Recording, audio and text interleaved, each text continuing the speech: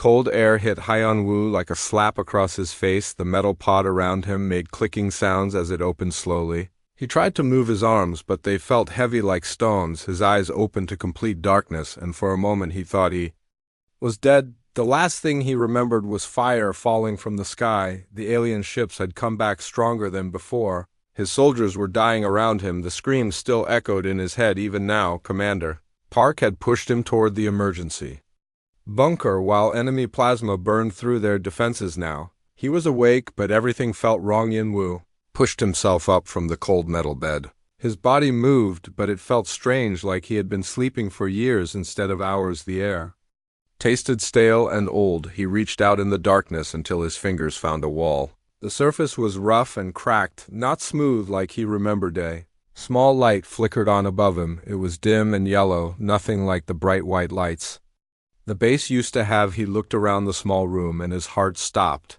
The walls were covered in green vines that crawled through cracks in the metal. Water dripped from the ceiling and rust covered everything. This was not the clean military bunker he had entered. He stood up slowly, his legs shaking. The enhanced muscles in his body still worked, but they felt stiff. His military uniform was still on his body, but it looked old and faded. He touched his face and felt a short beard. Something was very wrong. Here the door to the pod room was broken, hanging from twisted metal hinges. He pushed through it and stepped into what used to be the main corridor of the base. Now it looked like a jungle had grown inside the building. Plants covered the floor and walls. Small animals ran away when they saw him. His boots made splashing sounds as he walked through puddles of water that had collected on the floor. The walls were covered with pictures and writing he did not recognize. Strange symbols were painted everywhere in colors that glowed softly in the dim light. He found his way to what used to be the command center. The big screens that once showed battle information were dark, and broken computer terminals lay scattered across the floor. Like broken teeth, he picked up a piece of metal that had writing on it, but the words were in a language he had never seen before. Fear started growing in his chest like a cold fire. A sound made him turn around. Voices were coming from somewhere in the ruined base. They were speaking, but the words sounded wrong. They mixed human sounds with something else, something that made his skin crawl. He moved quietly toward the voices, using the combat training that was burned into his memory even after all this time. His body knew how to move without making noise. His enhanced hearing picked up 3 different voices, all speaking the strange mixed language. Through a hole in the wall, he saw them. 3 humans were searching through the rubble with simple tools. They wore clothes made from rough cloth, and their skin was pale, like they had never seen real sunlight. The strangest thing was their size. They were all small, much smaller than humans should be. One of them was a young woman with short black hair. She looked up and saw him watching. Her eyes went wide with terror, and she started speaking rapidly in the mixed language.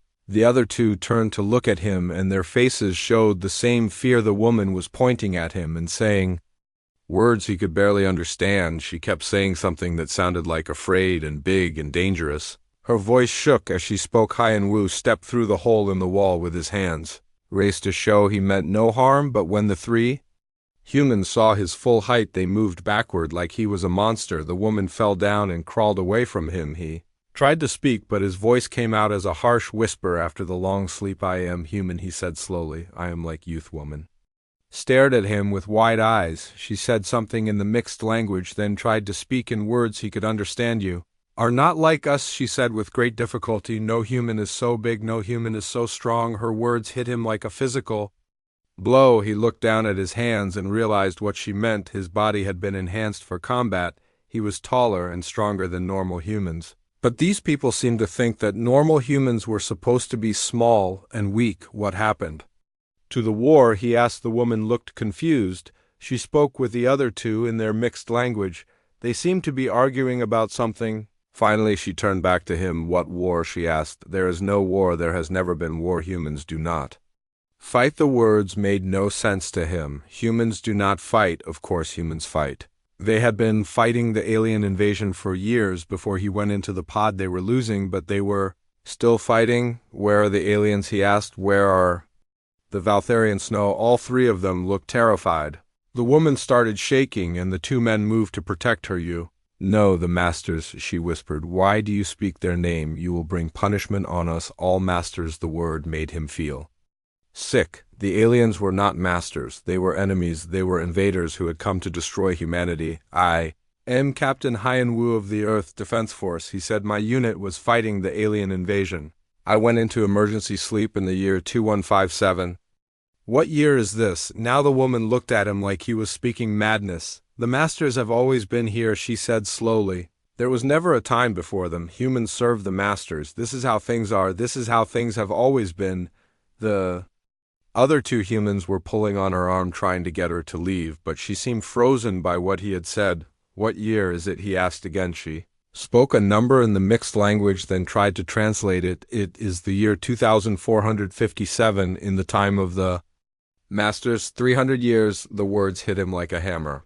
300 years had passed while he slept. 300 years of alien rule. 300 years of humans serving their enemies. 300 years of defeat. He looked at the three small humans in front of him and understood what had happened. The aliens had not just defeated humanity, they had broken it. They had turned his people into servants and slaves. They had made them forget they were ever free. The woman saw something in his face that made her step back. What are you? She asked. He stood up to his full height and felt the rage building inside him like a fire. His enhanced muscles tensed and his hands formed fists. These aliens had taken everything from him, his world, his people, his future. They had turned humanity into cattle. I am what humans used to be, he said quietly.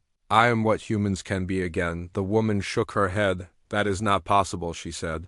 Humans cannot be like you. We are weak, we are small, we serve no, he said, and his voice carried all the anger of 300 years. You serve because you forgot how to fight, but I remember. He looked around the ruined base that had once been humanity's last hope. Now it was just a tomb covered in alien symbols and human fear, but somewhere in this broken world there had to be others who remembered what it meant to be human. The woman was still staring at him. What is your name? He asked. She hesitated, then answered, Sora Sora. He repeated, I am going to show you something. Your people need to remember what they really are. She shook her head again. The masters will come soon, she said. They scan this place with their machines. If they find you, they will kill us all. Let them come, he said for the first time. In 300 years, a human soldier was ready to fight back.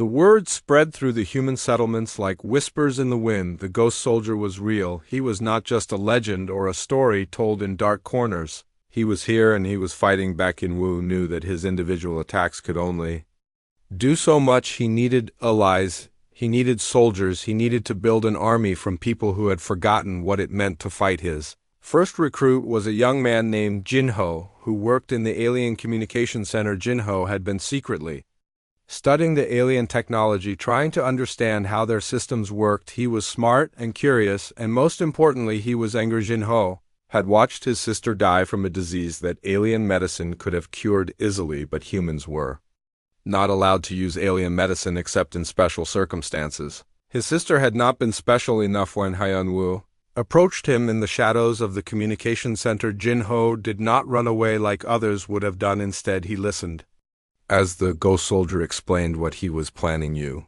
want to fight the masters? Jinho asked, his voice shaking with fear and excitement. I want to free humanity, Hyan Wu replied, but I cannot do it alone. I need people who understand alien technology. People who can learn to be soldiers. Jinho looked at his hands. They were soft and weak from years of gentle work, but something burned in his eyes that had not been there before. Teach me, he said. The second recruit was a woman named Haewon who managed food distribution for the human population. She was older than Jinho and had seen more of the cruelty of alien rule. She had connections throughout the human community and knew who could be trusted. Haewon had been helping families in secret for years. She would find ways to get extra food to sick children or pregnant women. She would arrange for families to be assigned to work details that kept them together. The aliens never noticed because they did not care about individual humans. When Han Wu told her about his plan, she was quiet for a long time. Many people will die, she said. Finally, many people are already dying, he replied. The only difference is whether they die as slaves or as free humans. She nodded slowly. I will help you. Resistance cell grew carefully. Each new member was chosen for specific skills and tested for absolute loyalty. Han Wu taught them basic military tactics, how to move without being seen, how to communicate without being heard, how to strike and disappear. More importantly, he taught them how to think like soldiers instead of servants. He showed them how to look at the city and see targets instead of just buildings. He taught them to watch alien patrols and see patterns instead of just uniforms. The lessons were hard. Many of the humans cried during training. Their bodies were not used to physical effort. Their minds were not used to thinking about violence, but slowly they began to. Sora proved to be a natural leader. She learned quickly and had a talent for inspiring others. She helped train new recruits and coordinated their activities. Her small, weak body began to grow stronger, and her frightened eyes began to shine with confidence. The resistance began to plan larger operations. Their first major target was the Human Identification Database. This was a massive computer system that tracked every human on the planet. It knew where they worked, where they lived, and what they were allowed to do if they could destroy this system. It would create chaos in the alien administration. Hundreds of humans would simply disappear from the official records. They could move freely or join the resistance without being tracked. The attack required careful coordination. Jinho would use his access to the communication center to disable the security systems. One would coordinate with resistance cells in other parts of the city to create diversions. Sora would lead the assault team to plant explosives in the database center. The night of the attack, everything went according to plan. The security systems went dark. Just as planned, the diversions drew alien patrols away from the target area. The explosives destroyed the central computers and 300 years of careful record-keeping, but the real victory was not the destruction of the database. It was seeing ordinary humans work together as a team. They had moved like soldiers, fought like warriors, and succeeded like an army. The aliens' response was swift and brutal. Governor Kethmore declared martial law and brought in additional security forces from other worlds. The city was locked down and random searches began looking for weapons and resistance members, but the governor made a crucial mistake. He used the same tactics that had worked against unorganized human uprisings in the past. Mass arrests, collective punishment, and public executions designed to terrorize the population into submission. These tactics had worked for 3 centuries, but now they faced humans who were no longer afraid. Hyun-woo had taught them that alien brutality was a sign of weakness, not strength. When the aliens had to use force, it meant they were losing control. Every arrested human became a martyr. Every punishment created more resistance sympathizers. Every execution made the ghost soldiers seem more heroic. The resistance network grew beyond anything Hyun-woo had imagined. People he had never met began carrying out attacks on their own. Small groups formed independently and began sabotaging alien operations. A new name emerged for the movement: Free Humanity. The symbol was a broken chain wrapped around a clenched fist. It began appearing on walls throughout the city, painted by unknown hands in the darkness. The aliens tried to remove the symbols, but they appeared faster than they could be erased. The sight of the symbol gave humans hope and reminded them that resistance was possible. The movement's first major victory came when they captured an alien weapons depot. The facility was supposed to be impregnable, protected by energy barriers and automated defense systems, but Jinho had learned how to hack alien security, and Sora had trained a team that could move like shadows. The weapons they captured were beyond anything humans had seen in 3 centuries. Energy rifles that could cut through solid metal, explosive devices that could destroy entire buildings, armor that made the wearer nearly invulnerable. But more important than the weapons themselves was what they represented. For the first time in 300 years, humans held tools designed for war instead of labor. They were no longer helpless victims. They were becoming soldiers. Hyun-woo began training as fighters in the use of the advanced weapons. The learning curve was steep, and several accidents happened as humans tried to master alien technology, but gradually they began to understand how to use their new tools. The resistance was no longer just about sabotage and hit-and-run attacks. They were building towards something bigger, something that would challenge the aliens directly. Regional commanders were established to coordinate resistance activities across wider areas. Each commander was responsible for recruiting, training, and leading operations in their territory. The movement was becoming less dependent on Hyun-woo personally. The psychological impact spread beyond their planet. Intelligence reports suggested that humans on other worlds were beginning to hear about the rebellion. Some were attempting their own acts of resistance, forcing the Valtharian Empire to divert resources to multiple fronts. Governor Kethmore was becoming desperate. His reports to the Imperial Command painted a picture of growing chaos and loss of control. The Empire was beginning to question his ability to maintain order. The Resistance sensed the change in their enemy. The aliens were no longer confident. They were reactive instead of proactive. They were afraid instead of arrogant. Wu knew that they had reached a turning point. The Resistance could no longer hide in the shadows. They had to either escalate to open warfare or risk being crushed by the overwhelming alien response. The time had come for the next phase of the war.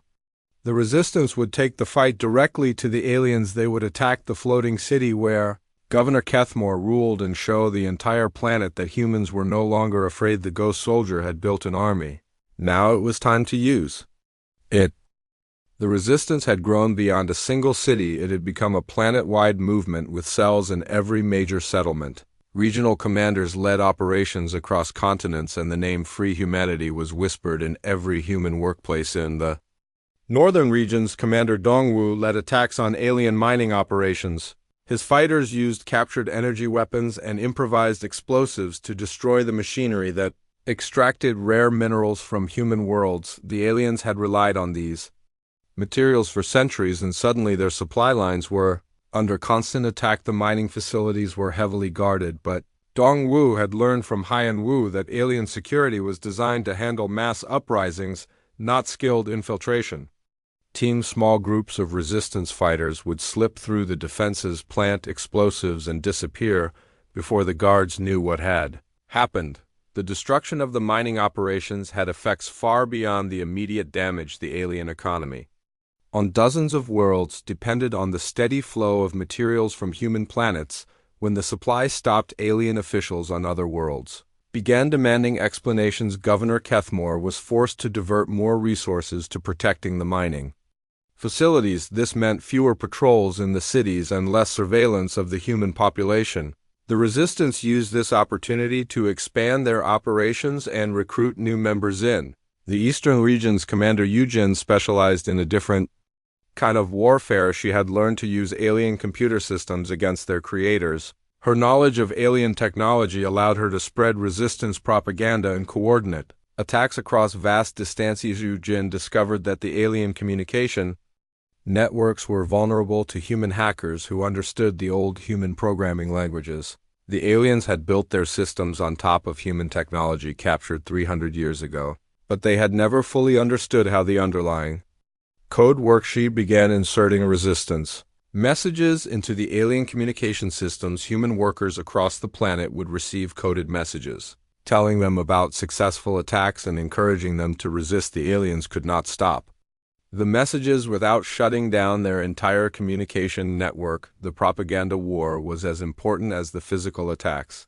For 3 centuries, humans had been told that resistance was impossible, that aliens were invincible, that serving the masters was the natural order. Yujin messages reminded them that this was not true. The Resistance developed new tactics that took advantage of human knowledge of their own cities. Humans knew which buildings had hidden passages, which tunnels connected to the underground networks, which officials could be bribed or threatened.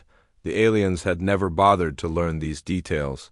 They had relied on human administrators like Dai Haiyan to handle the complicated task of managing the human population. But as the Resistance grew, these human collaborators became targets themselves. Dai Haiyan found himself caught between angry alien masters, demanding better security, and a human population that increasingly saw him as a traitor. Several attempts were made on his life, and he was forced to live under constant guard. The Resistance learned to use the alien response against them. When the aliens increased security patrols, the Resistance would attack the patrols themselves. When the aliens imposed curfews, the Resistance would use the empty streets for their own movement. Most importantly, the Resistance learned to be patient. They did not try to win a quick victory. Instead, they focused on making alien rule as difficult and expensive as possible. Every day of occupation cost the aliens resources and lives. The psychological impact of the rebellion began to spread beyond the planet.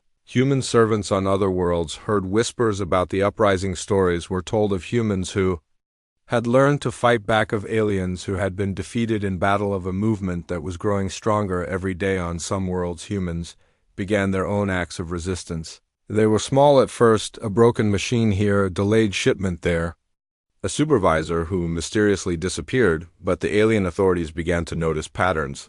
The Valtharian Empire was forced to divert military resources from other conflicts to deal with the growing human problem. Fleets that had been used to conquer new worlds were reassigned to patrol human planets. Security forces trained for external threats found themselves fighting guerrilla wars in city streets. Imperial Command began to question Governor Kethmore's ability to maintain control. Reports from other worlds suggested that the rebellion was spreading. The governor was told that failure to contain the uprising would result in his replacement. Kethmore responded with increasingly desperate measures. He authorized the use of orbital bombardment against suspected resistance strongholds. The attacks killed thousands of innocent humans along with a few hundred resistance fighters.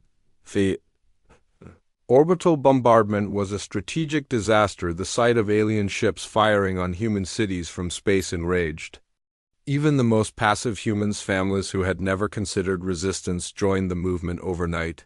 The resistance gained more recruits in a single week than they had in the previous month. The alien brutality proved everything the resistance had been saying about their oppressor. Shinwo watched the spread of the rebellion with mixed emotions. He was proud of what they had accomplished, but he also knew that the real war was just beginning. The aliens would not accept the loss of human worlds without a massive response intelligence. Reports suggested that the Empire was preparing a major military offensive. Entire fleets were being assembled and elite alien troops were being deployed to human worlds. The comfortable days of fighting, security patrols, and local administrators were ending. The resistance would soon face professional alien soldiers equipped with the latest weapons and trained for serious warfare. The human fighters who had learned to sabotage communication towers would have to learn to fight against orbital bombardment and energy weapons. But Haiyan Wu also saw something in his fighters that gave him hope. They no longer moved like servants or slaves. They walked with their heads up and their eyes bright. They had remembered what it meant to be human. The transformation was most visible in Sora. She had evolved from a frightened scavenger into a confident military commander. Her speeches to new recruits inspired them to risk everything for the cause of freedom. The resistance had also developed its own culture. Songs were written about successful attacks. Stories were told of heroes who had died fighting for humanity. Art was created that celebrated human strength and courage. This cultural renaissance was as important as the military victories. It reminded humans that they had their own identity separate from their alien masters. They were not just rebels, they were the inheritors of a proud civilization. The time had come for the final phase of the rebellion. The resistance could no longer avoid direct confrontation with the alien military. The war would escalate to a level not seen since the original invasion. 3 centuries ago, Yunwu knew that many of his fighters would not survive the coming battles, but he also knew that the human spirit had been reborn. The resistance had grown beyond anything the aliens could completely destroy. Even if they lost the coming battles, the idea of human freedom had been planted in minds across the galaxy. The war that had ended 3 centuries ago was about to begin again, and this time humanity would not fight alone.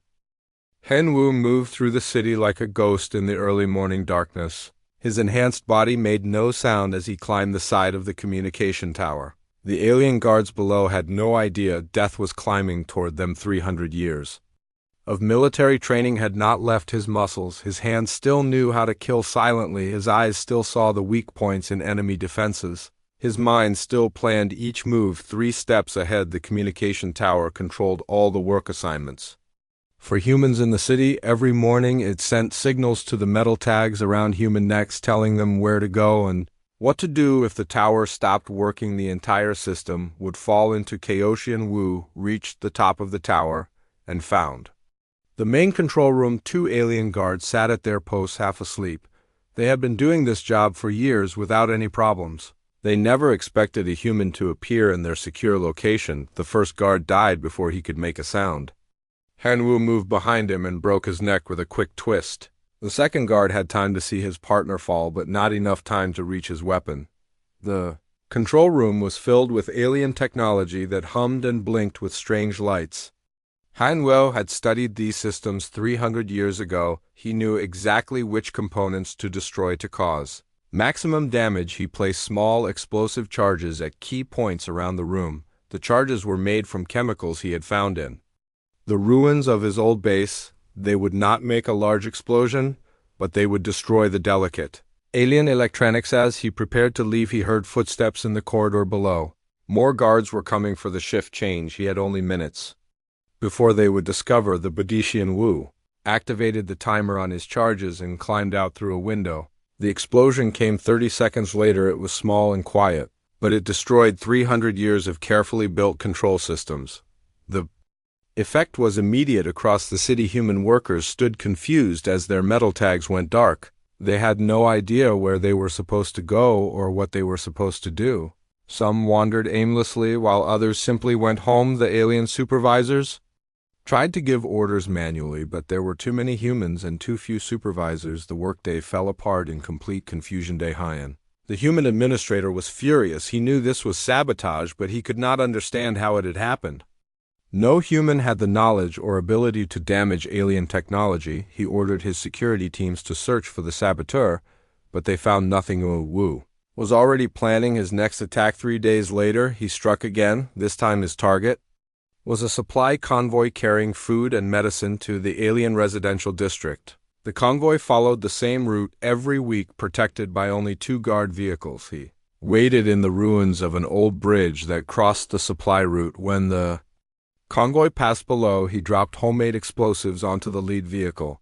The explosion killed the alien driver and caused the vehicle to crash into the one behind it. The surviving guards fired their weapons wildly, but they could not see their attacker in the darkness above. Hanwoo had already melted back into the ruins before they could organize a proper search. The destroyed supplies were meant to last the local alien population for a month. Without them, the aliens would have to request emergency shipments from other cities. This would disrupt their carefully planned logistics system. More importantly, it would show them that humans could hurt them. The attacks continued week after week. Each one was small and precise, but together they began to damage the alien control system. A power station here, a transport hub there, a government building that processed human registration documents. The aliens began to realize they were facing something they had not seen in 300 years. Organized resistance. Daehyun increased security patrols and imposed harsh punishments on any human caught outside their assigned areas.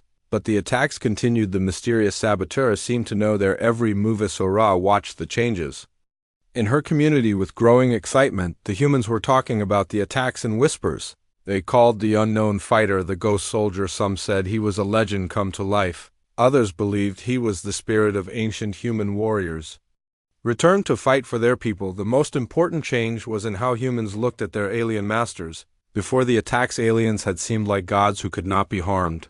Now humans had seen alien bodies burning in wrecked vehicles. They had watched alien supervisors running in fear. The aliens could bleed, the aliens could die, the aliens could be beaten. This knowledge spread through the human population like fire through dry grass. Small acts of defiance began to happen everywhere. A worker would move too slowly at his job. A supervisor would find his equipment mysteriously broken.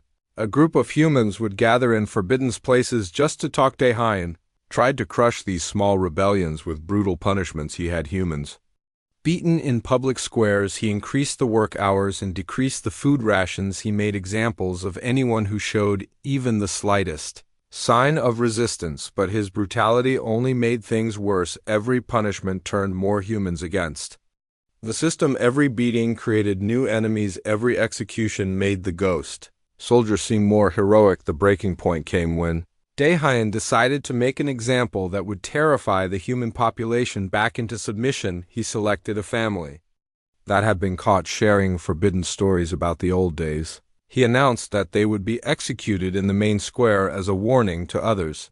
The execution was scheduled for the next morning, but that night the ghost soldier struck again. The Building where the family was being held was supposed to be the most secure location in the city. It was surrounded by guards and protected by advanced alarm systems, but Hyung-woo had been watching it for weeks. He knew exactly how to get inside. He killed the guards silently and disabled the alarms using techniques he had learned in his old life. The family was freed and disappeared into the underground tunnels before anyone knew they were gone in. Their cell Hyung-woo left a message written. In the old human language it said simply, "The war has begun." When Dae-hyun found the empty cell and read the message, he finally understood what he was facing. This was not random sabotage or simple rebellion. This was war declared by someone who remembered what war actually meant. He sent an urgent message to Governor Kethmore, warning him that they faced a new kind of threat. The governor responded by sending additional security forces and authorizing the use of extreme measures, but it was too late. The ghost soldier had already accomplished his real mission. He had shown the humans that resistance was possible. He had proven that aliens could be defeated. He had lit the spark that would grow into a fire that would burn across the entire planet. In the underground tunnels, Sora and the other humans looked at their mysterious protector with new eyes. They no longer saw just a strange big human. They saw hope walking among them. The first phase of the war was over. The second phase was about to begin. The floating city hung in the sky like a metal moon, casting shadows across the human settlements below. It was a symbol of alien power that had dominated the skyline for 3 centuries. No human had ever dared to attack it until No Hyun-woo stood. With his assault team on the roof of the tallest building in the city, they wore captured alien armor and carried the most advanced weapons. The resistance had been able to acquire behind them. Hundreds of resistance fighters waited for the signal to begin the largest military operation in 3 centuries. The plan was complex and dangerous. Multiple teams would attack the floating city simultaneously. Using captured alien aircraft and improvised weapons, the objective was not just to kill Governor Kethmore, but to broadcast a message to every human on the planet. Sora checked her equipment one final time. She had come so far from the frightened scavenger who had first found Hyun-woo in the ruins. Now she was a general in humanity. Army leading soldiers who looked to her for courage and guidance. The signal came at dawn. Resistance fighters across the city began their diversionary attacks. They struck alien facilities throughout the urban area, creating chaos and forcing the defenders to spread their forces. The sound of explosions echoed across the landscape as humans fought openly for the first time in 3 centuries. The main assault force launched from hidden positions using alien aircraft that had been captured and modified for human use. The pilots were former transport workers who had learned to fly alien vehicles through trial and error. Their skills were crude, but their determination was absolute. The floating city defenses were stronger than expected. Energy barriers protected the hull, and automated weapon systems fired at anything that approached. The aliens had not expected a direct assault, but they had prepared for the possibility. The first wave of human aircraft was destroyed before it reached the city. The pilots died knowing they had paved the way for others to follow. Their sacrifice was not in vain because their attacks revealed the location of the defensive system. Sija had volunteered for the most dangerous mission of all. He piloted a single fighter loaded with explosives toward the city main power generator. His technical knowledge had identified this as the key weakness in the alien defenses. The defensive systems focused on his aircraft as it approached, allowing the second wave of fighters to reach the city. Jinho fighter was hit by multiple energy beams and began to break apart, but he maintained control long enough to reach his target. The explosion disabled the energy barriers and knocked out half the automated weapons. The floating city was no longer invulnerable. Hyun-woo led the main assault team through the breach in the defenses.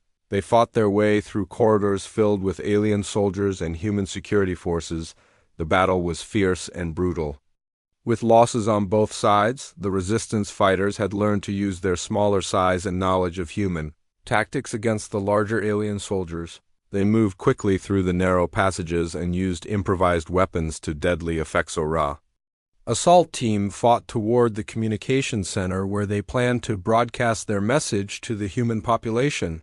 The aliens tried to stop them, but the human fighters were motivated by 3 centuries of oppression. The corridors ran red With both human and alien blood, the resistance paid a terrible price for every meter they advanced. But they continued forward knowing that this battle would determine the future of their species. Xian Wu reached the command center where Governor Kethmore waited with his personal guard. The alien governor was a massive creature with multiple arms and eyes that glowed with hatred. He had ruled over millions of humans for decades and could not understand how his subjects had become his enemies. The battle between them was more than a personal fight. It represented the conflict between human determination and alien arrogance. Kethmore had superior weapons and armor, but Haiyan Wu had superior motivation. The governor fought with the confidence of someone who had never faced real opposition. His movements were precise and powerful, but they lacked the desperate creativity of someone fighting for survival. Haiyan Wu fought with the rage of 3 centuries of oppression. Every blow he struck was for the humans who had died in slavery. Every move he made was for the children who had grown up never knowing freedom. The alien governor was skilled and dangerous, but he had grown soft from years of easy victories. He had forgotten that even the weakest enemy can be deadly when they have nothing left to lose. The final blow came when Haiyan Wu used a technique he had learned in the original war against the aliens. He feinted with his energy rifle, then struck with a simple human knife. The blade found the gap in the alien armor and penetrated to the vital organs. Beneath, Governor Kethmore fell to his knees, his eyes wide with disbelief. He had been defeated by a human, a creature he considered barely more intelligent than an animal. His death would send shockwaves through the alien Imperial SORA team. Reached the communication center just as the governor died. They activated the broadcasting equipment and sent their message to every human on the planet. The transmission showed the governor body and announced the beginning of human freedom. The effect was immediate and overwhelming. Across the planet, humans saw their oppressor dead at the hands of one of their own kind. The psychological impact was devastating too. Alien control. Human workers in every city rose up against their alien supervisors. The carefully maintained system of control collapsed within hours as millions of humans remembered what it meant to be free. The floating city began to fall from the sky. As its control systems failed, the resistance fighters evacuated as quickly as possible, but many were trapped inside as the structure crashed into the ocean. Haiyan Wu and Sora stood on the shore watching the city sink beneath the waves around them. Thousands of humans celebrated their first taste of freedom in 3 centuries. Children who had never seen the sky without alien ships overhead laughed and played in the sunlight, but Haiyan Wu knew this was only the beginning.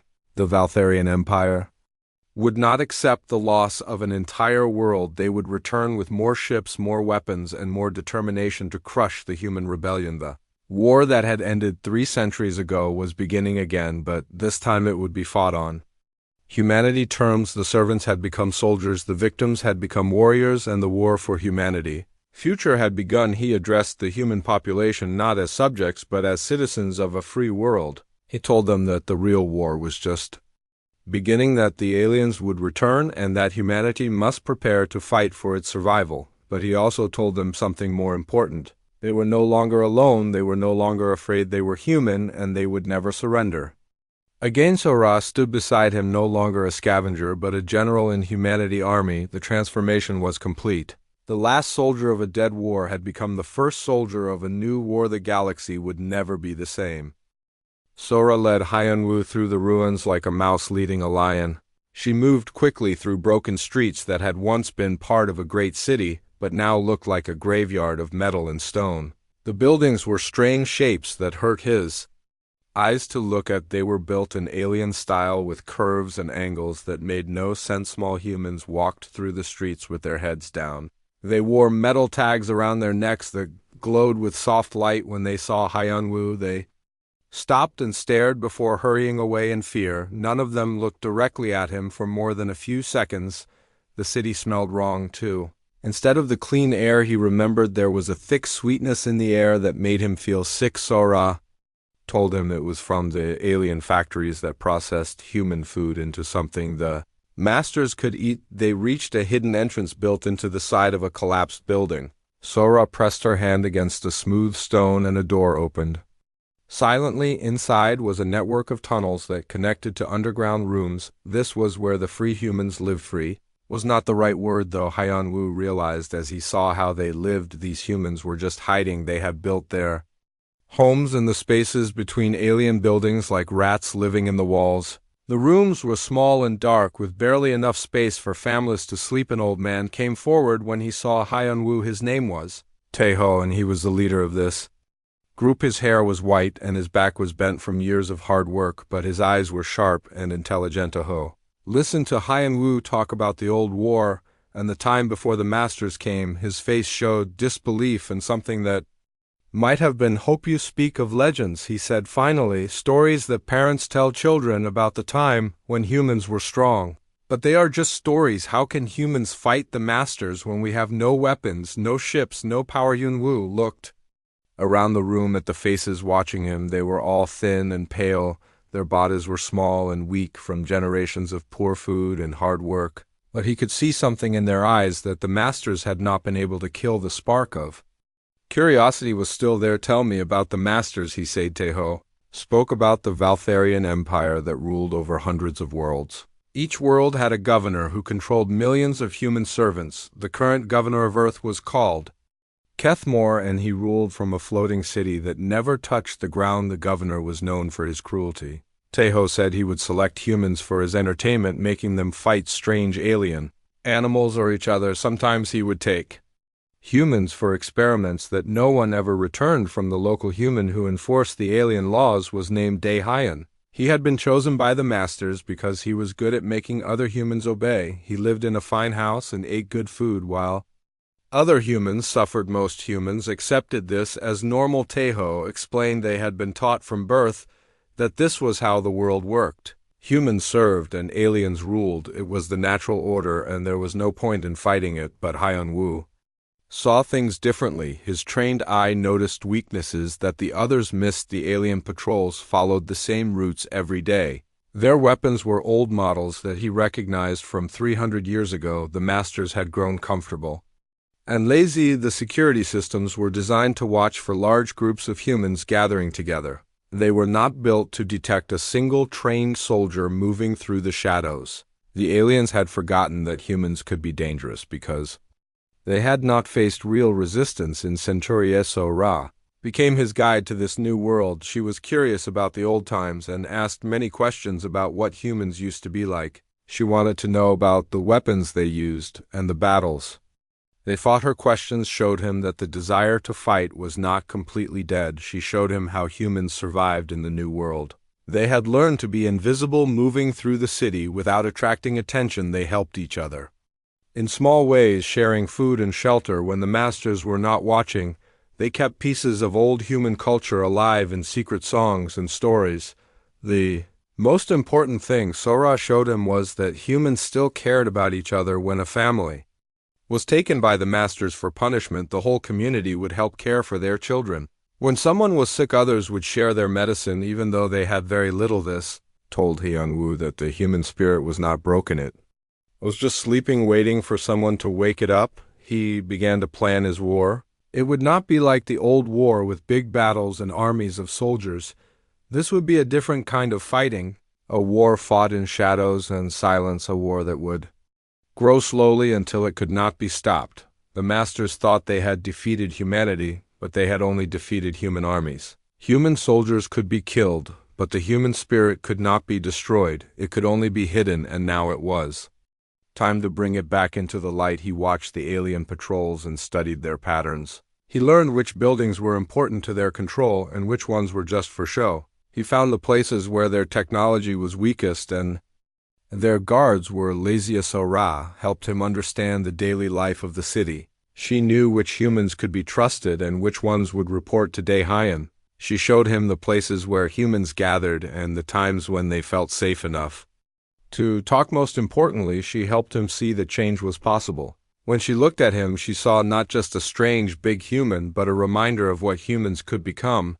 Her eyes began to shine with something that had been missing for 300 years. Hope. The other humans began to change, too. They still feared him, but they also began to ask questions. What was it like when humans were free? What did it feel like to be strong? What would happen if someone fought back against the Master Shin Wu? answered their questions carefully. He told them stories of human courage and human victory. He showed them that aliens could bleed and die just like any other living thing. He planted seeds of rebellion in their minds, but he also warned them that the road ahead would be dangerous. The masters would not give up their power easily. Many humans would die before the war was over. Some of them might decide that slavery was better than death. The choice was theirs to make as he prepared for his first strike against the alien occupation. Hien Wu thought about the soldiers who had died in the old war. They had believed they were fighting for humanity's future. Now he understood that they had been fighting for this moment, the moment when humanity would remember what it meant to be free. The last soldier of a dead war was about to start a new one.